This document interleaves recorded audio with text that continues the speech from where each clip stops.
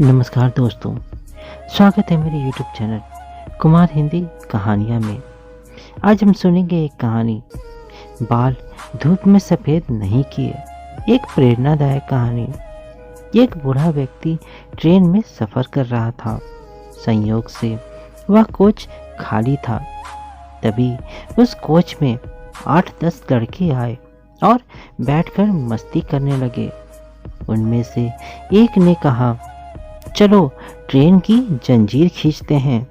दूसरे ने कहा, अरे यहाँ लिखा है जंजीर खींचने पर 500 रुपये जुर्माना और 6 माह की कैद। तभी तीसरे लड़के ने कहा, इतने लोग हैं, 500 रुपये तो जमा कर ही देंगे।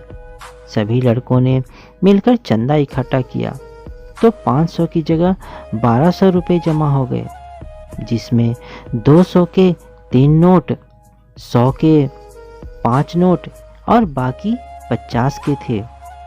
जमा चंदा पहले वाले लड़के के जेब में रख दिया गया।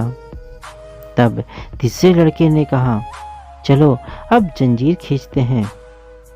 कोई अगर पूछेगा तो कह देंगे कि यह जंजीर इस बूढ़े व्यक्ति ने खींचा है, तब हमें पैसे भी नहीं देने पड़ेंगे। तब उस बूढ़े व्यक्ति ने हाथ जोड़कर कहा, बच्चों, मैंने तुम्हारा क्या बिगाड़ा है? मुझे ये सब में क्यों फंसा रहे हो? लेकिन किसी ने उस बूढ़े की बात नहीं सुनी और जंजीर को खींच दिया।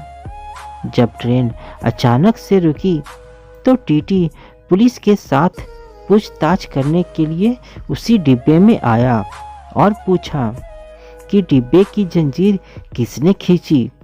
तो सभी लड़कों ने एक स्वर में कहा, इस बूढ़े ने जंजीर खींची है। टीटी ने उस बूढ़े आदमी पे गुस्से से कहा, तुम्हें शर्म नहीं आती इस उम्र में ऐसी हरकत करते हुए? तब उस बूढ़े व्यक्ति ने हाथ जोड़ते हुए कहा, हाँ साहब, मैंने ही यह जंजीर खींची है क्योंकि मेरी बहुत बड़ी मजबूरी थी। तब टीटी ने पूछा, ऐसी भी क्या मजबूरी थी जो आपको जंजीर खींच पड़ गई? तब बूढ़े ने कहा, साहब, मेरे पास केवल 1200 रुपये ही थे जो इन लड़कों ने मुझसे छीन लिया है। सारे पैसे पहले वाले लड़के के जेब में रखा है।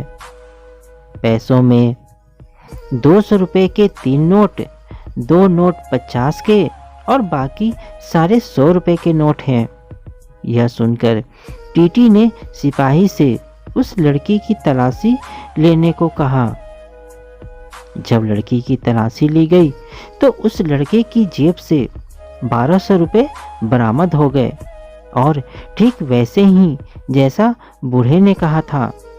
1200 रुपये उस बूढ़े को वापस कर दिया और सभी लड़कों को अगले स्टेशन पर पुलिस के हवाले कर दिया।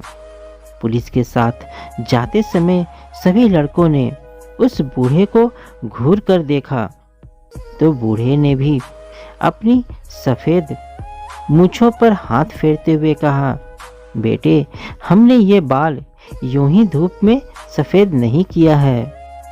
तो दोस्तों, हमें बुजुर्गों को हल्के में नहीं लेना चाहिए। उन्होंने जीवन का लंबा अनुभव लिया हुआ है। उनके अनुभव की मदद से आप बहुत आगे तक जा सकते हैं और अपने पैसे भी बचा सकते हैं। तो दोस्तों, आपको यह कहानी कैसी लगी मुझे कमेंट में ज़रूर बताइए। साथ ही मेरे चैनल में नए हैं तो मेरे चैनल को सब्सक्राइब जरूर कीजिए। धन्यवाद।